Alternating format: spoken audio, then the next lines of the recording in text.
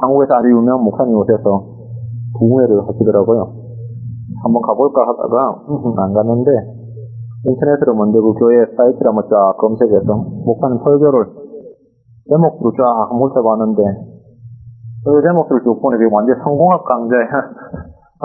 인생을 어떻게 전체 한 줄 없이 아주 센세이션을 하는 그런 제목들이더라고요. 꿈을 길러라, 꿈을 키워라, 뭐 그런 제목부터 아주 제목들이 전부 다 굉장히 좋더라고요. 제목은 너무너무 좋은데 제가 안 가봤습니다. 그 책도 많이 쓰시는 목사님 오셨는데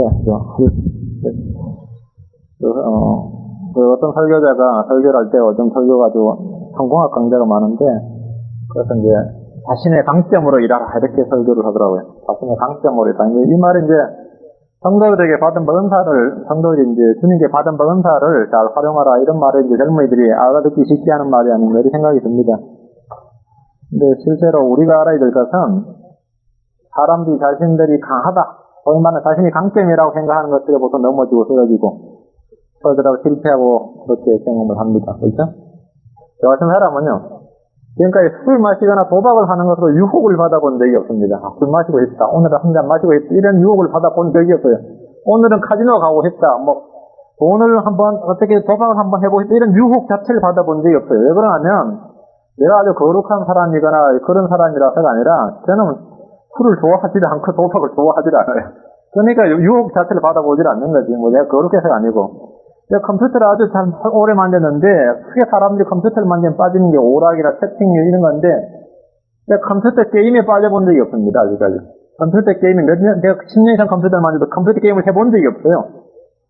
지독하게 오락이나 게임을 제가 할 줄을 모릅니다. 그래서 유혹 자체를 받아본 적이 없는데, 사람들은 자신이 약하다, 자신이 약한 것이 자신을 죽인다고 생각하지만 사실은 반대입니다. 자신들이 강하다고 생각하는 게 자신들을 망칩니다. 예를 들어서 모세 같은 경우는 온유의 대명사였잖아요, 그죠? 모세는 주님께 친히 말씀하기를 지상의 모든 사람들보다 온유함이 더했다. 그런데 그런 가장 결정적인 순간에 자신의 최고 강점이었던 그 온유함 때문에 온유함이라고 해서 망합니다. 자신 최고, 그렇죠? 성질 내가지고 화를 내서 밤새고 2번 때리면서 성질 버럭내는 바람에 망한 것이지, 온유함 밀어서 망한 거지, 사실은. 그죠? 베드로 하면 뭐고요? 베드로의 강점 하면 뭐예요? 베드로의 최고 장점이 뭡니까? 담력하고 용기죠. 결정적인 순간 베드로가 왜 망해요? 그 담력 때문에 망한데, 담력과 용기가 자신의 그 트레이드 마크였는데, 담력과 용기가 없어서 망해요. 이게 강점으로 일하라 하지만, 이걸 다 들어보지만, 실제로는 그 굉장히 약점이 많은 말씀이죠, 그죠? 그럼 성경 어디서는 이런 예를 많이 볼 수 있습니다. 사실 우리가 강점이라고 생각하는 거, 우리가 장점이다. 나 이 점에 관한, 설거자들이 제일 많이, 나는 사실은 저는 말은 잘합니다. 이런 말 때문에 망해요. 제가 설거는 참 잘합니다. 하지만, 자신이 잘한다고 생각하는 그것 때문에 그 교회가 안 되는 게 많습니다. 저는 성경은 참 잘합니다. 그것 때문에 망하죠. 그 교회가. 참 제가 어리숙하고 약합니다. 그러면 사실은 그 은혜가 많이 주어진 게 되지 않습니까? 그런 것들이 있는데, 제가 이런 말씀을 드린 것은 뭐냐면, 오늘 여러분들에게 연약함이나 부족한 것은 결코 흠이 아니다. 그것 때문에 부끄러운 것이 될 수 없다. 이런 걸 말씀을 드리려고 합니다. 오늘 예배를 드리는 여러분이 마음을 집중하고 오직 말씀에 온 마음을 다 쏟기를 간절히 바랍니다. 잠깐 기도하고 오늘 말씀을 상고하겠습니다. 잠깐 기도하시죠. 위대하시고 거룩하신 하나님 아버지, 이 시간도 말씀의 은혜를 주시고 성령의 기름 부음을 주시고 아버지 하나님 정말 저희가 여기 앉아있지만 하나님의 보좌 앞에 앉아있는 것처럼 저희가 정말 주님의 임재하심을 저희가 바라볼 수 있도록 해주시고 주의 영광이 저희 마음 가운데 각인될 수 있도록 주님 축복해 주시옵소서. 위대하시고 거룩하시고 전능하신 하나님께서 참 저희와 함께 하시고 저희에게 말씀해 주시고 저희가 그 말씀을 저희가 들을 수 있도록 복주해 주시옵소서. 아버지 하나님께서 이 시간을 복주해 주셔서 정말 이 시간이 어떤 세상이 어떤 다른 시간보다 어떤 즐겁고 참 복된 시간보다 더 복된 시간이 되도록 은혜를 베풀어 주시옵소서. 아이들이 주님 듣고 있습니다. 주께서 이 아이들을 기억해 주시고 어릴 때부터 우리 디모데처럼 어릴 때부터 성경을 알고 그 성경 속에서 구원을 알 수 있도록 해주시고 주님을 알 수 있도록 해주시며 어릴 때부터 선한 양심과 순수한 양심을 소유한 그런 아이들로 자랄 수 있도록 복주시기 원합니다. 피가 자랄 때 은혜도 자라고 주님을 아는 지식도 함께 자라날 수 있도록 은혜를 베풀어 주시옵소서. 감사를 드리며 예수 성기답니다. 아멘. 오늘 본문은 출애굽기 8장 21절부터입니다. 출애굽기 8장 21절부터입니다. 이제 파라오는 지난주까지 설교에서 세 가지 재앙을 겪었습니다. 세 번째 재앙을 통해서 파라오의 술사들, 그 마술사들은 파라오한테 뭐랬어요? 이것은 하나님의 손가락입니다. 이렇게 고백을 했지만 파라오의 마음은 더욱 굳어졌습니다. 파라오는 자신의 강한 권세와 아집 때문에 무너졌습니다. 파라오는 힘이 약했기 때문에 무너진 것이 아닙니다. 그는 자신보다 더 강한 힘을 지니신 하나님을 부인하고 거절했기 때문에 망한 것입니다. 8장 20절에서 32절은 네 번째 재앙입니다. 주님은 이집트 사람들에게 파리떼를 보내어 그들을 심판하셨습니다. 네 번째 재앙부터 주님은 이집트와 이스라엘을 구분하기 시작하셨습니다. 분리의 목적이 뭡니까? 22절이죠. 22절. 그날에 내가 내 백성이 거하는 고센 땅을 분리시켜 그곳에는 파리떼가 없게 하려니 이것은 너로 하여금 내가 땅 한가운데 있는 주인 줄을 알게 하려 함입니다. 분리시킨 분리의 목적은 뭐라고요? 너로 하여금 내가 땅 한가운데 있는 주인 줄을 알게 하려 합니다. 분리의 목적은 파라오로 하여금, 이집트로 하여금, 세상으로 하여금 주님을 알게 하기 위한 것입니다. 주님은 혼합, 통합, 하나됨을 주창하시는 분이 아니라 분리의 하나님이십니다. 주님은 빛과 어둠을 나누십니다. 언어를 나누시고 민족들을 나누십니다. 성도와 불신자, 신자와 불신자를 나누시는 분입니다. 주님은 혼합을 얼마나 싫어하시는지 레위기 19장 19절에 이렇게 말씀하셨어요. 너희는 내 법규를 지킬지어다 내 가축을 다른 종류와 종류시켜 새끼를 낳게 하지 말고 한마디로 말하면 유전공학 발전시키지 말고 말이야. 내 밭에 씨를 섞어 뿌리지 말며 혼합파종도 하지 말고 아마와 양철을 섞은 옷을 입지 말라. 또 혼방을 찌도 말라. 혼방을 찌도 말라. 철저하죠. 반대로 사람들은 통합과 혼합을 외칩니다. 인종통합, 종교통합, 언어통합, 경제통합, 계속해서 통합을 외치고 있습니다. 주님은 성도들에게 세상을 본받지 말라, 일치하지 말라, 동화되지 말라, 사랑하지 말라 이렇게 하셨습니다. 모두 부정적인 말입니다. 하지 말라. 세상과 친구가 되지 말라. 거룩이 뭡니까? 거룩이란 뜻은 분리되었다, 따로 떼어내었다라는 뜻입니다. 우리는 주님이 구분하시고 나누시고 분리하신 것을 합하려고 해서는 안 될 것입니다. 우리가 분리된 삶을 살 때 세상은 이 분리된 우리를 통해서, 그 분리를 통해서 뭐라냐? 주님을 알게 되는 것입니다. 23절 보십시오. 23절. 내가 내 백성과 내 백성 사이의 구별을 두리니 내일 이 표적이 있으리라 하셨다 하라 하시고 내 백성과 내 백성 사이의 구별을 두리니 주님은 재앙을 내리면서 구별을 두심으로 파라오에게 깨우쳐 주시려 한 겁니다. 내가 온 땅의 주 하나님이다.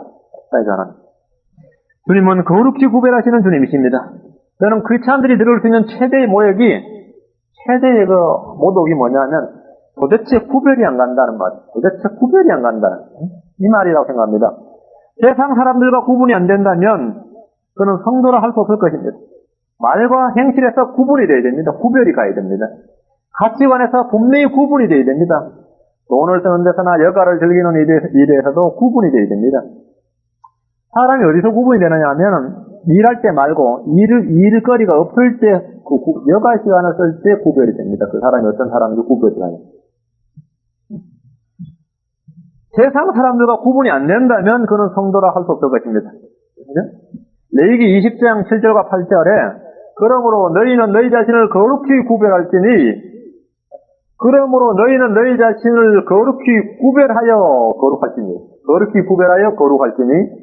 이는 내가 주 너희 하나님이기 때문이라. 너희는 내 법규를 지켜 행하라. 나는 너희를 거룩히 구별하는 주니라. 구별이 되어야 됩니다. 우리를 향하신 하나님의 뜻이 뭡니까? 거룩함이죠. 거룩히 구별되는 겁니다. 데살로니가서 4장 3절에 하나님의 뜻은 이것이니 곧 너희가 거룩히 구별되는 것이라. 그런즉 너희는 음행을 멀리하고 하나님이 우리를 향한 뜻이 너희는 거룩히 구별되는 것이다. 하나님 우리를 어떻게 구별하셨느냐? 어떻게 우리를 구별하시는가? 첫째는 예수 그리스도의 십자가의 희생을 통해서입니다. 지금 출애굽 당시에는 주님께서 이스라엘과 이집트를 어떻게 구별하셨느냐 하면 재앙을 주시는데 이쪽은 재앙을 내리고 이쪽은 재앙을 안 내려서 구별을 하셨는데 오늘 지금 우리한테는 안 그렇다 이거죠. 크리스찬들 교회 다니는 사람들에게는 복을 주시고 교회 안 다니는 사람에게는 저주를 주셔서 구별하지 않으시잖아요. 그죠? 우리는 무조건 성공만 하게 하시고 교회 안 다니는 사람 무조건 실패만 하시게 하셔도 구별하시지 않는단 말이죠. 사람들이 맨날 사건 사고가 나는데 크리스찬들에게는 사건 사고가 하다 나 평안만 있다. 그런 식으로 구별 안 하신다고요. 그렇죠? 그렇게 구별하면 쉽게 구별하기 때문에, 뭐, 그런, 좀 안 됐지만, 그렇게 구별하면, 그렇게 구별해 주셨으면 좋겠다, 이런 사람들이 많겠지만, 그렇게 구별 안 한다고요. 크리스찬들에게도, 뭐, 그 집에서 교통사고 나고, 넌크리스찬에게도 교통사고 나고, 크리스찬 가정에도, 병마가 닥치고, 세상 사람들은 병마가 닥쳐. 세상 사람들이 파산이 당하는데, 크리스찬들도 뭐 경제생활에 파산이 당하고, 세상 사람들은 이혼을 하는데, 크리스찬들도 이혼을 하고, 뭐, 다 똑같아요. 그런 걸로 구별을 안 하시고, 뭘로 구별하시느냐 하면, 구별 잘 안 가죠, 실제로. 첫째 뭐냐, 예수를 후에 십자가 희생을 통해서입니다. 히브리서 10장 10절에 바로 이 뜻으로 말미암아 예수의 몸이 단 한 번 모든 사람을 위해 드려짐을 통해 우리가 거룩히 구별되었노라. 예수 그리스도를 통해서 구별됩니다. 은밀하게 내적으로 구별되는 것이죠. 밖으로 구별이 안 간단 말이죠. 밖으로 구별이 안 가죠. 뭐 구별 가려면 집에 들어가면 뭐 십자가라도 하나 뭐 거실에 크게 걸어놓고, 우리 아파트 지금 몇 톤가 보니까 내가 맨날 지나가다 보면 십자가고 거실이 얼마나 큰지 교회인 줄 알았어요. 저기 교회 하나 보던데 이 거실이 이만한 십자가 하나 걸렸어요. 그럼 누가 딱 들어놓습니까? 크리스찬이구나. 이런 거 생각하겠죠. 아니면 가사랑 성경책을 하나 말이죠. 뭐 TV 탁자 위에 딱 TV에 딱 올려놓았어요. 그러면 어느 집이나 그 집의 최고 명당 자리는 TV 있는 자리예요. TV가 있는 그 자리가 그 집의 제일 명당이거든요. 여기는 성경은 더 명당 자리에 놔야 되니까 얘란 모르겠다 해서 TV 위에 딱 갖다 놓고 이러지.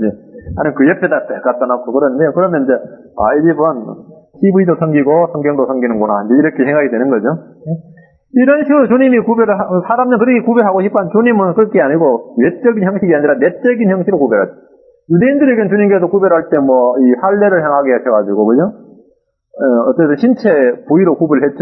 실제로 외적인 그 표식을 했는데, 오늘 교회 성도들에게는 내적인 구별이죠. 십자가에 단 한 번 드려진 주님께서 단 한 번 모든 사람을 위해 드려짐을 통해 우리가 거룩히 구별되었나 이거죠. 두 번째는 어떻게 구별하나? 하나님의 영을 통해서 주 예수님의 이름으로 구별하셨습니다. 고린도전서 6장 11절에 전에는 너희 가운데서 이 같은 자들이 들어있었으나 이제는 너희가 우리 하나님의 영을 통해 주 예수님의 이름으로 씻김을 받고 거룩히 구별되어 의롭게 되었느니라. 고린도전서 6장 11절이죠. 이제는 너희가 하나님의 영을 통하여 주 예수님의 이름으로 씻김을 받고 거룩히 구별되어. 그래서 이것도 굉장히 내적인 것이죠. 밖으로는 표시가 안 난단 말이죠. 하나님의 영을 통해 구별되었으니까 예수님의 이름으로 구별되었단 말이죠. 셋째는 뭐냐? 하나님의 말씀과 기도를 통해서입니다. 디모데전서 4장 5절에 또 하나님의 말씀과 기도로 그것이 거룩히 구별되기 때문입니다. 하나님의 말씀과 기도로 거룩히 구별된다는 거죠. 주님은 이미 우리를 거룩하게 하기 위해 모든 필요한 조치를 취하셨습니다. 이제 남은 것은 저와 여러분들의 책임입니다. 숯은 아무리 갈아도 닦아도 숯은 숯입니다. 걸레는 빨아도 걸레라 그러죠. 마찬가지로 죄인은 아무리 고상하고 치를 꾸며도 더럽기는 마찬가지입니다. 주님은 죄인들에게 거룩하라고 요구하지 않습니다. 그것은 있을 수 없는 일이에요. 말이 안 되는 소리고. 죄인들에게 주님의 피와 하나님의 성령, 말씀의 물이 필요한 거죠. 죄인들에게는 주님의 피, 하나님의 성령, 말씀의 물이 필요한 겁니다. 주님은 죄인들에게 거룩하라. 이런 거는 있을 수 없는 소리예요. 주님은 세상 보고 변화되라. 이런 것은 요구한 적이 없습니다. 오늘 이상한 그리스도인들이 교회들이 자꾸 세상 보고 변화되라 그러는데 그건 말이 안 되죠. 여러분 매주 나와서 하나님 말씀 듣고 기도하고 이렇게 설교를 들어도 여러분도 잘 안 변하잖아요. 잘 변화되지 않는데 설교 한 번도 안 듣고 하나님 말씀 하나도 안 듣고 하나님께 대적하는 세상 보고 변화되라고 그러면 그건 미쳤지. 이게 이상한 크리스찬이라 생각이에요. 교회는 자꾸 세상을 변화시키자. 근데 이 말이 됩니까? 세상이 변화 어떻게 됩니까? 세상이 어떻게 변화돼? 말씀도 안 듣고 우리 예수님도 안 부르고 변화될 수가 없는데 세상을 변화시키자. 그건 있을 수 없는, 그건 뭐 하나님도 못하는 일입니다. 하나님도 못하네. 그렇습니까? 세상 변화시키자. 그럼 내가 볼 때 완전히 사이코들 같아요. 그런 교회들은 사이코들 같아요. 말도 안 되는 소리. 죄인들 변화시키자. 그건 말도 안 되죠. 죄인들 변화되는 거 유일한 한 가지 이름 뭐냐? 예수 그리스도의 십자가를 받아들이는 거예요. 예수 피를 받아들이고 예수님의 이름 그걸 믿어가지고 성령을 받아서 거룩히 구별돼야 되죠. 그죠? 그런 사람들, 그렇게 거룩해진 사람들에게 주님이 요구하는 게 거룩함이에요. 그렇게 거룩해진 사람들에게 주님은 거룩하라 이렇게 말씀한 거죠. 이미 거룩해진 사람들에게 주님께서 구별되라는 거예요. 거룩해지지 않는 사람들한테 구별되라고 하면 그건 말이 안 되는 소리고, 저와 여러분들은 이미 거룩해졌기 때문에, 예수님을 믿었기 때문에 주님이 우리에게 뭐 거룩히 구별될지니라 이렇게 말씀하시는 거죠. 그죠? 로마서 6장 22절에 그러나 이제 너희는 죄로부터 해방되고 하나님께 종이 되어 거룩함에 이르는 열매를 얻었으니 그 끝은 영존하는 생명이니라. 그러나 이제는 너희가 죄로부터 해방되고, 성도들이 하나님께 종이 되어 거룩함에 이르는 열매를 얻었으니, 그러니까 우리가 어떻게 되냐? 거룩해져야 되는 겁니다. 너무나 슬픈 일은 명식이 성도란 사람들이 세상 사람들과 비교의 대상이 되고 오히려 그들보다 못하다는 비아냥을 듣는 겁니다. 거룩함에 이르는 열매를 얻고 예수의 피로 씻음을 받은 성도가 죄가 토한 것에 다시 들어눕듯이 이런 생활로 돌아와서 죄 가운데 빠져 사는 겁니다. 주님은 우리를 거룩히 구별하셔서 우리를 통해 세상이 주님을 알기를 원하셨지만 세상과 너무나 똑같은 형상과 똑같은 냄새를 피우고 똑같은 맛을 내므로써 주님은 세상에 자신을 알릴 수 있는 방법을 잃어버리셨습니다. 주님은 세상을 보고 세상에게 변화되라 그러지 않습니다. 주님은 우리 변화된 우리를 통해서 세상이 주님을 알기를 원하시는 겁니다. 주님 이스라엘을 거룩히 구별시키셔서 파라오에게 내가 주인 줄을 알게 하려 함이니라. 주님은 교회를 통해서 세상이 교회를 보고 주님이 세상의 주님을, 이 온 세상의 주님을 알게 하려 하신 겁니다. 근데 문제는 세상과 교회가 너무나 똑같은 냄새, 똑같은 목소리를 내고 똑같은 맛을 낸다는 거예요. 그래서 주님께서 세상에게 하나님을 알릴 수 있는 방법을 잃어버리셨어요. 여러분 한국에 동전 아시죠? 10원짜리 동전하고 100원짜리 동전이 크게 같죠? 크기가 비슷합니다. 그렇죠? 근데 색깔은 완전히 다르죠. 하나는 구릿빛이고 하나는 백색의 은빛입니다. 그러나 얼마나 때가 묻었는지 색깔만 보고 구별이 되지 않는 경우가 있어요. 너무나 때가 묻어서 100원짜리인지 10원짜리인지 구별이 안 가. 마치 오늘날 성도들의 모습이 그렇습니다. 하도 때가 묻어서 이게 100원짜리인지 은빛인지 구릿빛인지 구분이 안 가는 거예요. 이런 것들은 막 빡빡 닦아내야 되죠. 그죠? 그래 구별이 가죠. 빡빡 닦아내야 돼요. 아니면 구별이 안 간다. 일본 여행을 했던 어떤 분이 들은 이야기인데 한국의 500원짜리 동전하고 일본의 500엔짜리 동전이 크기와 무게가 거의 같습니다. 크기야. 근데 이 엔하고 원하는 달러 차가 이 10배 차이에요. 500엔하고 500원은 엄청난 거죠. 500원짜리가 500엔 되는 순간 100배 차이가 되는 거예요. 안 그렇습니까? 이거 엄청난 거죠. 그래서 한국 사람들이 일본 여행할 때 500원짜리 동전 많이 가지고 이 두 동전에 때가 묻으면 구별이 불가능해집니다. 때가 묻어버리면 구별이 불가능해요. 그래서 자판기에 넣어서 물건을 사기도 하고 무게가 그 비례돼서 자판기에 넣어도 이 나온다 이거예요. 가게에서 같이 섞어서 줘도 모른다는 거예요. 그래서 일본에서 정식으로 한국권에다 500원짜리 동전 주조를 중단해달라고 요청이 왔어요. 그래서 한국은행에서 우리가 먼저 만들었는데 너희가 중단해줘. 우리 보고 바꾸라. 한국이 약간 먼저 이 주조가 나왔대. 주화가 먼저 나왔대 그래요. 근데 이 이야기를 잘 들어보면 참 기가 막히죠. 오늘날 세상과 교회의 모습을 보여준 멋진 일이에요. 응? 세상 사람들 가치가 500원짜리 동전이면 그렇지 않은 최소한 500엔은 넘어요. 최소한 그 가치가 10배 넘는데 500엔하고 500원은 차이가 이건 100배의 가치, 100배의 가치. 실제로. 최소한 10배의 가치 내죠? 이 원하고 가치가. 500엔이면 10배 하면 5,000원이 되는 거죠. 그죠? 10배의 가치는 되는데 때가 묻은 가치 하시는데 오늘 교회에 들어온 세상 사람들, 반대로 세상에 나간 교인들이 완전히 뒤섞여가지고 구별이 안 가요. 그래서 행세를 같이 한다, 같이 한다. 때를 벗겨내지 않으면 구별이 가지 않습니다. 마치 오늘날 죄에 빠져있는 성도들의 모습은 참말 신자를 할 수 있는지 알 수가 없습니다. 우리 가게 가서 캐셔들 보세요. 돈 줘보세요. 전부 다 공정상에 구분하죠. 1달러짜리, 5달러짜리, 10달러짜리, 20달러짜리, 100달러짜리. 센스도 다 구분을 해서 다 넣지. 한꺼번에 다 때려 넣는 인간들은 뭡니까? 여기 24시간 하는 그런데 아줌마가 돈 그냥 받아서 한꺼번에 쭉 집어넣죠. 밤에 다 구분하지. 그럼 그렇게 구분하면 안 되죠. 구분을 해야 돼요. 구별해야 돼요. 구별이 딱 돼 있어야 됩니다. 구별이. 어떤 회사에서 이런 일이 있었어요. 과장이 불신자인데 미탁이면 교회 다니면 기도도 좀 하고 성경도 좀 읽지 그래요. 불신자가 성장하는데 이게 뭐냐. 미탁이 이제 교회 다니신다면서 기도 좀 하고 성경 좀 읽으라고 이렇게 충고를 했어요. 어찌 교회 다니는 사람이 안 다니는 사람보다는 못하냐. 이렇게 책망을 하면서 과장이 말이에요.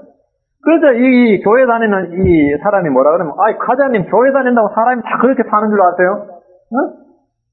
교회 다녀도 다 똑같아요. 신자도 사람이에요. 이래서 항변을 하는 거예요. 그 불신자한테, 신자가. 내 세상처럼 좀 살고 싶은데 왜 자꾸 교회 사람처럼 신자처럼 살라고 하는다면서 기가 차지 진짜. 이게 실제 있었던 일이에요. 아니, 교회 다니도 다 똑같아요. 신자도 사람이에요. 나한테 왜 그렇게 이래요? 우리가 화를 내고 따지고 드니까 과정이 기가 막히는 거예요. 기가 막혀요. 세상은 신자들이 자신들과 연합하는 것을 처음엔 원하는데 같이 한번 연합해서 살아보면 학을 떼버립니다. 세상은 신자들이 자신들과 연합한 걸 절대 원하지 않습니다. 오히려 신자들의 타락과 연합을 역겨워합니다. 교회 다니는 사람들이 나보다 더 해. 그 사람 입이 나보다 더 걸어. 그 사람 돈 더 밝혀. 거짓말 더 잘해. 하면 미치겠어 이래요. 미치겠어. 그래 미치겠어. 교회 다니는 사람이 나는 미쳐버리겠다 이래. 그런 사람 많이 만났어요. 오히려 신자들의 타락과 연합을 아주 역겨워서 막 견디지를 못합니다. 근데 실족한 성도들이 이성을 잃어버린 채 세상을 굳게 붙들고 놓아주려 하지 않습니다. 그래서 세상 사람들이, 교회 다니는 사람들이, 소위 말 신자들이 교회 다니는 사람들이 세상 사람들이 자신들 하고 유혹하고 연합하자 그러고 해서 막 어찌하느라고 막 도망다니고 그러면 세상에 계속 붙들고 다니는데, 내가 그래 모르겠다. 내 까니까 뭐 교회 다니면 때려쳐버리고 본격적으로 세상에 뛰어들자 그러면 세상이 놀라가 자빠져 버려. 실제로 막 미쳐버려. 어째 저럴 수가 있나? 그러면서 막 놀라가지고, 어째 저럴 수가 있나? 오늘 크리스찬들이 구별을 완전히 잃어버린 건데. 지금 이 모양이 꼴이지, 이거. 아예 검은 벼루라면 아무리 갈아도 검은 먹물만 나오겠지만, 주님의 피로 씻음받은 성도라면 조금만 씻어내도 금방 빛을 발할 수 있습니다. 예, 본질이 이미 빛을 발할 수 있는 존재들이에요. 그래서 고린도후서 7장 1절에서 그러므로 지극히 사랑하는 자들아 우리가 이 약속들을 가졌은즉 하나님을 두려워하는 가운데 거룩함을 완전히 이루어 육과 영의 모든 더러움에서 우리 자신을 깨끗하게 하자. 이랬어요. 깨끗하게 하자. 주님께서 이미 우리를 구별하셨습니다. 구별된 삶을 사는 것은 너무나 자연스러운 것입니다. 주님이 토기장이라면 우리는 그릇입니다. 우리는 우리의 그릇을 깨끗하게 해야 하는데 이것은 단번에 받은 구원과는 달리 삶 속에서 점진적인 성화의 과정이 필요합니다. 9구절을 보십시다. 데살로니가서 4장 4절. 데살로니가서 4장 4절.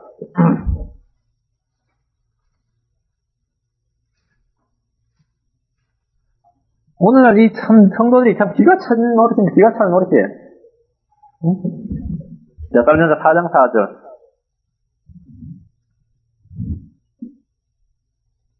데살로니가서 4장 4절. 저마다 거룩히 구별함과 존귀함으로 자기 그릇을 소유할 줄 알되 우리 성도 그릇인데 거룩히 구별함과 존귀함으로 구별 디모데후서 2장 21절 그러므로 사람이 이런 것들로 자기를 깨끗하게 하면 귀하게 쓰는 그릇 곧 거룩히 구별되어 주인이 쓰기에 합당하며 모든 선한 일에 예비된 그릇이 되리라. 또 우리가 주님이 소비장에 우리는 그릇인데 우리가 그렇게 구별된 그릇이 되어야 되는 거죠. 구별되야 돼. 여러분 전부 다 한국 서 오셨으니까 제사 다 지내보셨죠? 크리스찬 되기 전에 제사 지내면 자기 집에서 안 지내면 친척 집에서 지내보면 제기라는 게 제기, 제사에 사용되는 그릇을 제기라 그러는데 제기 가지고 숭늉 먹는 사람, 숭늉 끓여 마시는 사람 있어요? 제사 쓰는 그릇에도 그렇게 구별해둬요. 딱 해가지고 먼지도 안 들어가게 딱 닦아가지고 제사 날만 딱 쓰도록 그렇게 구별해둬요. 그거 가지고 뭐 꿀 타먹고 뭐 커피 타먹고 한 명도 없습니다. 응? 그렇게 그 용도에 딱 맞춰서 성도도 마찬가지예요. 그렇게 구별된 그릇이 되죠. 그렇게 구별된 그릇이. 다시 본문으로 돌아갑시다. 본문으로 돌아갑시다. 출애굽기 다시 하자. 24절. 주님이 이집트에 파리들을 보내는데 파리장을 보내는데 구별하겠다 이거죠. 구별하겠다. 네 번째 처음으로 구별하는 거예요. 구별하겠다. 24절 보십시다. 주께서 그와 같이 행하시니 극심한 파리떼가 파라오의 집과 그 신하들의 집과 온 이집트 땅에 이르렀고 파리떼로 인하여 그 땅이 부패하게 되었더라. 파리들이 들끓이면 전염병이 옵니다. 파리들은 그냥 날아다니기만 하는 것이 아니라 뭔가를 먹어치웁니다. 메뚜기처럼 많이 먹는 것은 아니지만 음식물이나 짐승들이 새까맣게 붙으면 치명타를 입힐 수 있습니다. 어떤 파리들은 피를 뽑아 먹기도 합니다. 여러분이 파리떼를 한번 파리떼에게 당해본 그런 재앙을 조금이라도 경험하신 적이 있는지 모르겠는데 아마 거의 없을 것인데 이런 사회에서 사는 사람들이 파리떼 당해본 적 있겠습니까? 어떤 파리떼는 분명히 피를 빨아먹습니다. 저는 시골에서 자랐는데, 그런 파리떼가 소한테 묻은 코들이 아주 고생을 해요. 소 등에 딱 앉으면 피를 빨아먹어요. 제가 그래서 파리에 대해서 조사를 좀 해봤는데, 현재 알려진 파리의 종류는 약 4,000종류입니다. 그러다 보건학적으로 문제시되고 있는 이 종류가 아니고 종속 과목할 때 때가 있죠. 그 지파리과, 검정파리과, 시파리과, 그리고 체제파리과, 양파리과가 주로 이 문제를 일으키는 이 파리과에 해당됩니다. 근데 그 중에서 체체파리의 경우, 체체파리과에 속하는 경우는 후면병을 전파시키고 척추동물의 피를 빨아먹습니다. 이 체체파리과의 파리과에 속하는 종류가 23가지 정도, 파리가 23종류 정도 된답니다. 양파리과에 속하는 파리의 유충은 양과 가축의 내부에 기생해서 문제가 됩니다. 이 파리들이 이집트를 덮친 거예요. 지금 이 본문 24절에 보면 극심한 파리떼라고 이래 돼 있죠. 극심한 파리떼라서 파리떼가 엄청나게 많다 이러는데 이게 그리버스라는 단어예요. 치명적인 파리떼란 말이에요. 이게 시편으로 가보면 이게 종류가 많다는 뜻이에요. 엄청난 다양한 종류인데 시편 78편 45절 보세요. 시편 78편 45절. 성경이 이제 여기저기 이제 비교해서 보면은 좀 더 많은 조명과 빛을 받을 수 있죠. 78편 45절에 보면 이 파리떼들이 어떤 파리떼들이냐면 나오죠. 이 파리들이 많은 것을 먹어치웠어요. 시편 78편 45절 상반에 보면 또 여러 종류의 파리를 그들 가운데 보내서 그들을 삼키게 하시고 여러 종류의 파리들을 보내셨어요. 여러 종류의 파리들. 시편 105편 31절에는 그분께서 말씀하신 즉 여러 종류의 파리가 오며 왜 주님께서 한 4,000종류의 파리 중에서 몇 종류를 보냈는지 모르겠지만 최소한 9,000종류의 파리가 온 거예요. 우리말로 하면 날파리, 들파리, 똥파리 다 온 거지. 그 파리들이 이집트를 그냥 덮친 겁니다, 지금. 그래 와가지고 먹어치우고 피를 빨고 이런 거예요, 지금. 전염병을 일으키고 비생충, 유충을 낳고 이래 된 거예요. 사람들이 파리에게 괴롭힘을 나오고 피를 빨아먹힌다면 차라리 죽는 이만 못할 것입니다. 안 그렇겠어요? 내가 파리한테 피를 빨아먹혀 죽는다고 생각해보세요. 우리 소가, 우리 양이 파리한테 피를 빨아먹게 두고 있어요. 끝나고 죽는다고 해결됩니까? 지옥에도 여전히 뜨거운 불 가운데 사는 벌레들이 죽지 않고 있습니다. 그래서 그들의 불도 꺼지지 않고 벌레도 죽지 아니하느니라. 이 벌레한테 시달림을 당하는데 이것은 바로 앞으로 있을 환란의 징조들이죠. 파라오는 파리들에게 얼마나 혼이 났는지 모세와 아론을 급히 불렀어요. 25절 보세요. 파라오가 모세와 아론을 불러 이러되 너희는 가서 이 땅에서 너희 하나님께 희생물을 드리라. 그래서 주님께서 파라오가 얼마나 혼이 나는지 불러서 희생물 드리라고 그랬는데 중요한 말이 있어. 이 땅에서. 이 말은 파라오 얕은 기회입니다. 얕은 기회. 너무 고생을 하니까 빨리 해결을 하고 싶은데 타협을 한 거예요. 이 땅에서 너희 하나님께 희생물 드려야 했는데 그는 허락하는 척하면서 결코 그들을 가게 하지 않았습니다. 파라오는 타협책을 제시한 것입니다. 그러나 하나님은 타협을 원치 않으십니다. 주님은 순종을 원하십니다. 우리는 파라오의 타협을 통해 성도를 향한 마귀의 계략을 볼 수 있습니다. 어느 시대를 막론하고 성도를 향한 마귀의 타협은 이렇습니다. 첫째가 뭐냐? 가서 하나님을 섬기라. 난 이 땅에서 섬기라. 너희가 살고 있는 이 세상에서 하라. 세상을 버리지 말고 세상과 친구가 되라. 세상과 함께 하라. 이런 식이지. 이건 첫 번째 타협 아니에요. 그래요. 교회는 가라. 예수를 믿어라. 그렇지만 난 이 땅에서 하라. 여기서 하라. 여기서. 떠나지 말라. 이곳을 떠나지 말라. 네가 살고 있던 너의 죄의 본향에서 떠나지 말라는. 그런데 주님은 그런 것이 없습니다. 항상 그곳에서 떠나라. 거기서 나오라. 두 번째는 세상을 떠나라. 그래, 안 된다. 그럼 세상을 떠나라. 그러나 너무 멀리 가지 말라. 8장 28절 보시죠. 8장 28절. 파라오의 두 번째 타협책이 나오죠. 8장 28절에. 파라오 이르되 내가 너희를 가게 하리니 너희가 광야에서 주 너희 하나님께 생물을 드릴 것이냐. 처음에는 이 땅에서 이집트 땅에서 드리라 그랬다가 두 번째는 그래 가라. 광야로 가라 맞지.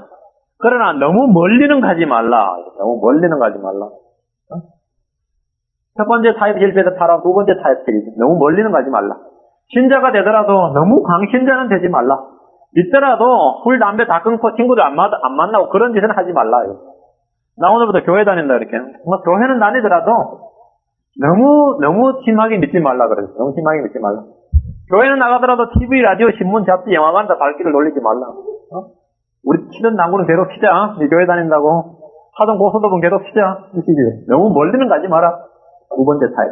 세 번째, 여기서도 내가 불응을 하면 뭐라 그러냐? 10장 11절, 10장 11절. 정녕 그걸 떠나야 된다면, 세상을 떠나야 한다면 완전히 떠나지는 말고 어린 것들은 남겨두고 너희들만 가라 이거죠. 10장 11절. 어린 것들은 남겨두라. 10장 11절. 그리할 수 없나니 이제 너희 남자들만 가서 주를 섬기라. 이는 너희의 구하는 바가 그것이기 때문이라 하므로 그들이 파라오의 눈앞에 쫓겨나니라. 어린 것들은 남겨두라. 남자들만 가서 주를 섬기라. 아무것도 모르는 아이들을 교회 데려가서 세뇌시키는 것은 좋지 않다 이거지. 그들이 커서 스스로 결정하도록 자유를 주라 이런. 애들이 설교를 어찌 이해하겠느냐. 그냥 놀게 내버려 두라 이런 식입니다. 너희만 가서 드려라. 너희 이해하는 너희만 가서 드려라. 뭐 집안 식구들까지 다 끌고 갈 필요는 있느냐. 이런 겁니다. 여러분 다 끌고 와야 됩니다. 집안 식구 다 끌고 와야 돼요. 애들 다 예배 드리게 돼. 11시 예배는 얘들 다 같이 드려야 돼. 넷째는 뭐냐. 10장 24절에 한 번 더. 이것까지 타협에 실패하면 네 번째 제안. 그래, 모두 떠나야 된다면, 그래, 다 떠나라. 대신 뭐, 너희 소유는 남겨두고 가라. 10장 24절. 파라오가 모세를 불러 이르되 너희는 가서 주를 섬기되, 오직 너희의 양떼와 소떼는 두고, 너희의 어린 것들은 너희 함께 가지 않아. 어린이들 데려가라. 그렇지만, 돈은 가져가지 마라. 교회는 가도 좋다. 그죠? 11조 하지 마라. 우리 집안 기둥뿌림 뽑지 마라. 그거는. 교회 가도 좋다. 이거지. 11조하고 감사한 거하고 다 내버리면 뭘 하냐. 그런 건 하지 마라. 이런 식입니다. 알죠? 지금 말로 하면 완전히 단절하지는 말자. 몸이 떠나도 마음은 이곳에 있도록 하라 이거죠. 안 그렇습니까? 여기 미국에 교포 생활 하시는 분들, 여기 이민 생활 하시는 분들 이야기 들어보면 이런 부류가 있어요. 나는 언제든지 한국으로 돌아갈 수 있어. 한국에 아파트도 있고, 전 놔두고 왔어요. 놔두고 왔으니까 뭐 여기서 잘 살면 좋고, 안 되면 뭐 한국에 돌아갈 수 있잖아요. 그죠? 한국에 거기 뭐 재물이 있으니까. 저는 뭐 아파트도 놔두고 다 집에 놔두고 왔다면. 그래서 저는 다 팔고 왔어요. 그래서 돌아갈 데가 없어요. 다 팔고 왔어요. 돌아가도 아무것도 없다 이거죠. 아무 직장도 없고 집도 없고 별도 없어요. 아무것도 없고. 삶에 대한 집착이 어떨 것 같습니까? 어떤 사람. 한국에 뭐 있는 남겨둔 사람하고 한국에 아무것도 없는 사람 질이 다르지. 자세가 다르지 여기 사는 거죠. 제가 만약에 한국에 다 남겨두고 왔다 생각해보세요. 여기 이 모양이 꼴인데 갚버리자. 한국 가면 다시 못하겠냐. 다 있는데. 근데 한국에 하나도 없으니까 지금 뭐 혼자 못하잖아요. 혼자 못하죠. 파라오는 그러잖아요. 여기 남겨둬라. 너희 소떼와 양떼는 여기 남겨둬라. 그럼 너희들 갔다가 돌아오겠지. 예배 드리고 돌아오겠지. 뭐 여기도 양떼 소떼 다 있는데 마지막 여기 나가. 이게 타협 아니에요. 완전히 단절하지 말라. 먹거는 여기 남겨둬라. 뿌리는 여기 남겨두라 이거죠. 이게 파라오의 타협책이에요. 파라오의 타협책에 대해서는 언제 다음에 한번 다시 집중해서 설교를 새로 한번 하겠습니다. 이런 타협에 대한 모세의 반응을 한번 보세요. 26절과 27절입니다. 다시 8장으로 와서 26절 27절. 모세가 이르되 그리함이 합당치 아니하니 이는 우리가 이집트 사람들이 가증히 여기는 것을 주 우리 하나님께 희생물로 드릴 것입니다. 보소서. 우리가 이집트 사람들 앞에서 그들이 가증히 여기는 것을 희생물로 드리면 그들이 우리를 돌로 치지 아니하리까. 우리가 사흘 길쯤 광야로 들어가서 주 우리 하나님께 희생물을 드리되 그분께서 우리에게 명령하시는 대로 생활을 하나이다 하며. 모세의 태도 보세요. 아주 단호하죠. 모세는 파라오의 말이 합당치 아니하며 우리는 하나님께서 우리에게 명령하시는 대로 행하려 하나이다 이렇게 선언했습니다. 이집트 땅에서 히브리인들이 죽게 희생물을 드리는 것은 매우 위험한 일이 아닐 수 없습니다. 히브리인들은 양을 잡아서 희생물을 드리는데 양은 이집트 사람들이 가증히 여기는 동물이었습니다. 또 히브리인들은 송아지를 잡아서 경배를 드릴 것인데 송아지는 이집트 사람들이 숭배하는 경배의 대상이었습니다. 이런 이유로 모세는 그리함이 합당하지 아니하니라고 말했습니다. 이집트인들은 신들이 동물들 안에 들어가 있다고 생각을 했어요. 이집트인들 사고방식은. 그래서 동물을 숭배했는데 예를 들면 주피터는 양 안에 숨어있고 아폴로는 닭 안에 숨어있고 다이아나는 고양이, 주피터의 안에 주노는 암소 안에 숨어있다고 믿었습니다. 비너스는 생선에 고기, 피시에 말이에요. 그 머큐리, 웅변에 지는 헤르메스는 머큐리는 새 안에 있다고 나라더니 새 안에 있다고 생각을 했습니다. 그래서 순양이나 소, 암소를 잡아서 순양이나 소를 잡아서 예를 들어 희생제물로 이집트 땅에다 드렸다고 하는 뭐 난리가 나는 그것은 마치 지금 인도에 가서 소 잡아서 제물 드렸다고 하는 뭐 인도인들한테 맞아 죽겠죠. 그 꼴이 되겠죠. 파키스탄은 뭐지? 돼지입니까? 돼지 잡아다 드려보세요. 또 불교 나라에 가서 개 잡아서 그 나라에서 희생물 드리면 맞아 죽는 꼴이죠. 이집트 땅에서 히브리인들이 이집트 사람들 보는 앞에서 양이나 소를 잡아가지고 이 희생제물을 얻어서 불태워서 이 번제제물로 드린 다음에 맞아 죽는 거죠. 그래서 모세가 지금 하는 말이 그리함이 합당치 아니하니 이는 우리가 이집트 사람들이 가증히 여기는 것을 주 우리 하나님께 희생물로 드릴 것입니다. 우리가 이집트 사람들 앞에서 그들이 가증히 여기는 것을 희생물로 드리면 그들이 우리를 돌로 치지 아니하리. 그냥 당연한 소리 생각해볼 필요도 없는 거예요. 당연히 돌로 치죠. 그래서 우리가 사흘 길쯤 광야로 들어가서 주 우리 하나님께 희생물을 드리되 이 부분 종료예요. 그분께서 우리에게 명령하신 대로 행하려 하나이다. 이렇게 되어 있는데 우리말에 되는데 이건 영어로는 미래형이죠. shall. 모세는 아직도 그분께서 우리에게 명령하시는 대로 행하려 하냐, 그러니까 명령하신 걸 받지 못한 상태입니다, 지금. 모세는 지금 어떻게 희생물을 드려야 될지, 무엇을 드려야 할지 지금 모르는 상태예요.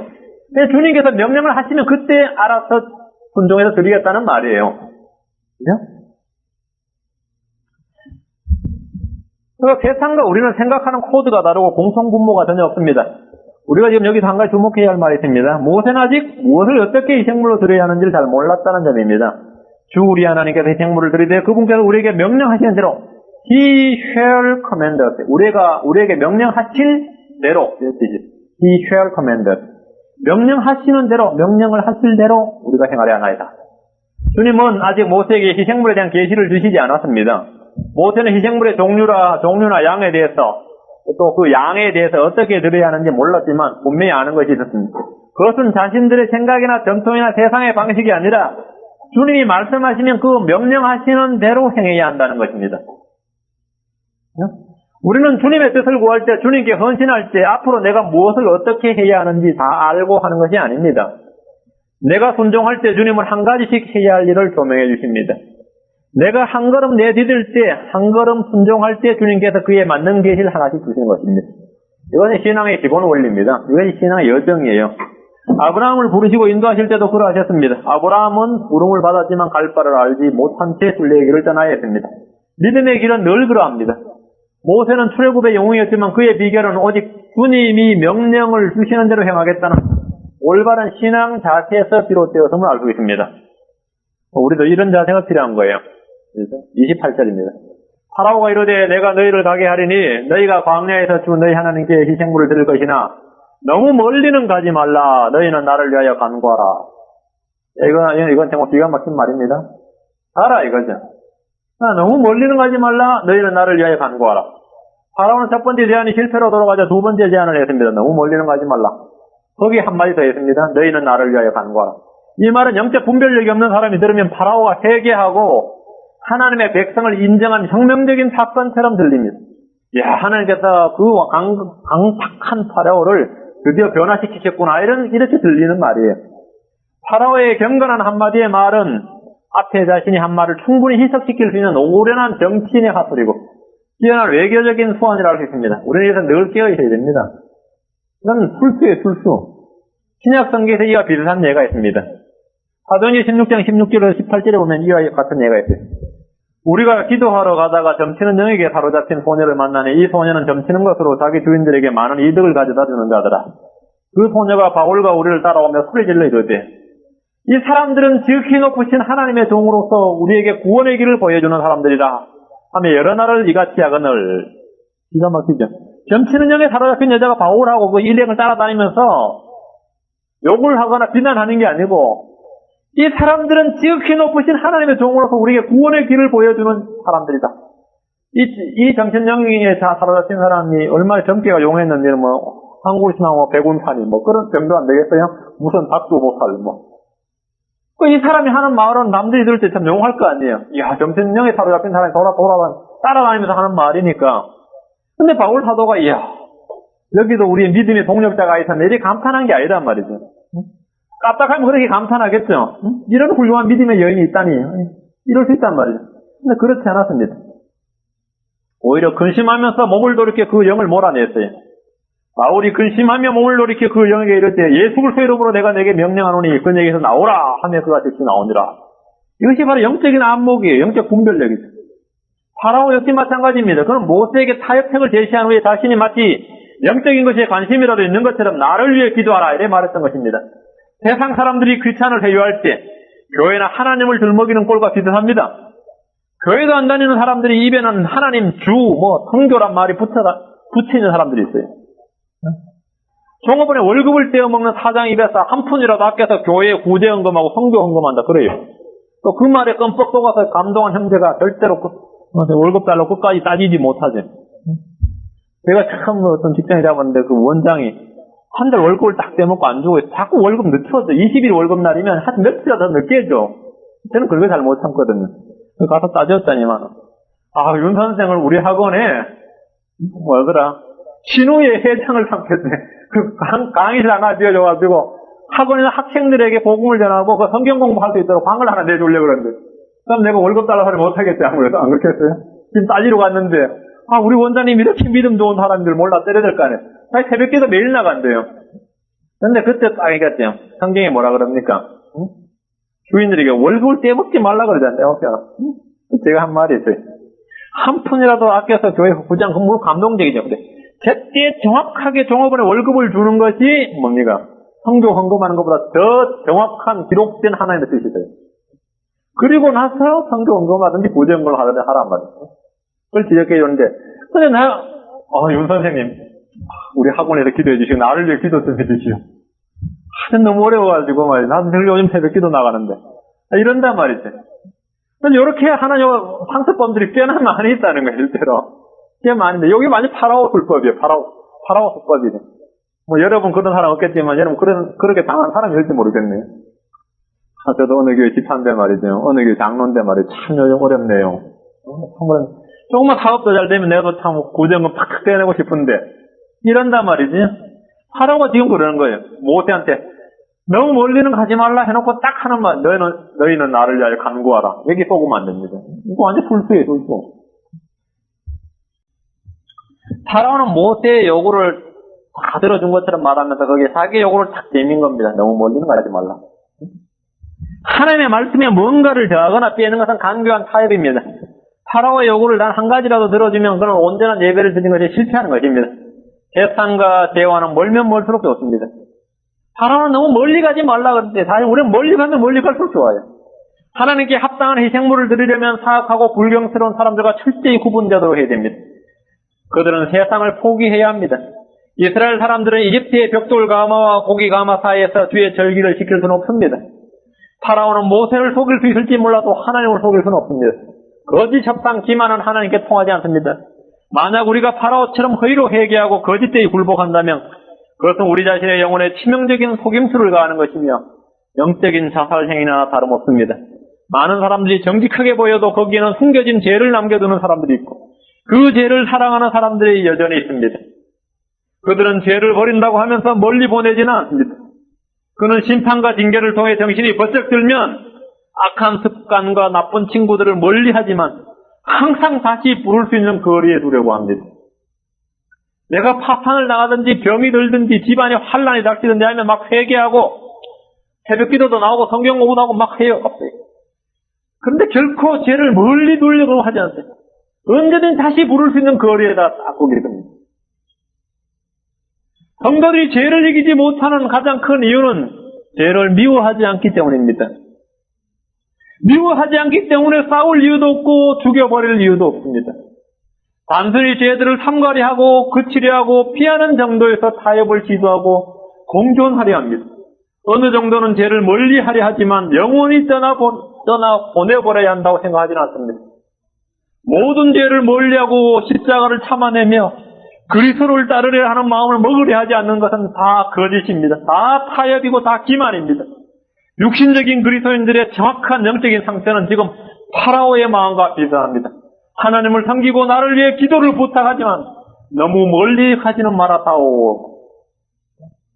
나의 삶의 즐거움이 너무 빼앗기지 않고 나의 삶에 큰 피해와 큰 희생이 동반되지 않는 그런 구원, 그런 신앙생활을 하고 싶어합니다. 적당하게 육신적이고 적당하게 영적이면 좋겠다고 생각하는 것입니다. 그래도 사람이 영화를 안 보고 살 수 있으니까 영화 좀 보고 해야지. 영화도 좀 봐야지. 왜 맥주를 다 한 번도 안 마실 때 1년에 몇 번이라도 마시는 것 좀 괜찮지 않습니까? 너무 멀리는 가지 말아다오. 적당하게 육신적이야. 그게 왜 오히려 이 생활에 활력을 주지 않을까요? 이 생활에 활력? 그 재미없으면 무슨 재미로 생활해요? 누가 선을 보는데, 어떤 게 선을 보는데, 자매가 재미 하나도 없는 거야. 뭐라 그러냐면, 저는요, 월요일 날 자매들 성경 모임 가고, 화요일 날 자매들 기도 모임 있고, 토요일 날은 교회 기도 모임하고 성경 공부 모임 있고, 목요일 날은 전도 모임 있고, 금요일은 철학 기도 모임 있고, 토요일 날은 또 무슨 집회가 있고, 일요일 날 형제 질려버려. 그렇게 어떻게 삽니? 여전도 산입니다, 여기. 아닌데, 우리 교회는 대부분 그런데. 전 적당히 힘들고, 적당히 영적인 좋습니다, 이제. 같이 영화는 보러 다녀야 되잖아요. 전 영화 보러 다닐 시간이 없는데. 일주일 내내 교회 가는 사람이 일주일 내내. 저희 교회 성경 공부하러 오신 분이 있어요. 오늘 일주일 2번 저희 교회 성경 공부하러. 대단하지. 일주일 2번. 일요일 자기 교회 가죠. 한 번 자기 교회 구역 모임 가야 돼요. 또 구역 모임 말고 자기 교회도 또 모임이 있어. 한 번은 또 금요철에 하던 분은 일단 5일이죠. 힘들어. 내가 일요일날 건 교회 안 가고 놀러 가버려. 내가 너무 많이 하는 거 이렇게 못 살겠다. 이렇게 율법적인 것이 아닌가. 내 교회 이렇게 하면 이렇게 매일 밤에 차라리 일요일날 우리 가족들이 모두 가버리죠. 이런 분 있어요, 실제로. 너무한다, 이거죠? 이거 뭐 회개하셔야 돼. 너무 나의 삶의 즐거움을 빼앗아가는 신앙생활, 나의 삶에 너무 큰 피해와 희생을 동반하는 그런 신앙생활은 싫다, 이건 싫다. 이렇게 싫어서 이러면 어떻게 되느냐? 사람들은 점점 더 자신을 위선적으로, 종교적으로 만들어가요. 그러니까 경건의 능력을 상실한 채 모양만 유지하는 그 죽음에 이르는 병을 자꾸 알아가는 겁니다. 알아요. 29절 보죠, 29절.